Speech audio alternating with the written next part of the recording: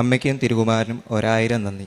ഇന്ന് ഞാനിവിടെ നിൽക്കാൻ കാരണം എൻ്റെ അമ്മ മാതാവ് മാത്രമാണ്.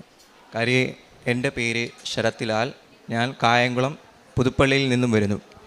ഞാൻ 5 വർഷക്കാലമായി ഒരു ജോലിക്ക് വേണ്ടി കഷ്ടപ്പെടുകയായിരുന്നു. അല്ലെങ്കിൽ എനിക്ക് നഷ്ടപ്പെട്ടു പോയിട്ടുള്ള ഒരുപാട് കാര്യങ്ങളുണ്ട്. അതായത് 2023 ഞാൻ വന്ന് ലാസ്റ്റ് ജോലിക്ക് വേണ്ടി ശ്രമിച്ചുകൊണ്ടിരുന്നു. ഞാൻ +2 കഴിഞ്ഞ് ITI കഴിഞ്ഞു. അതിനുശേഷം ഗവൺമെൻറ് ജോലി, അതായത് ആർമി ഫോഴ്സുകളിലേക്ക് ട്രെയിനിങ് ചെയ്തുകൊണ്ടിരിക്കുകയായിരുന്നു. ട്രെയിനിങ് ചെയ്തു.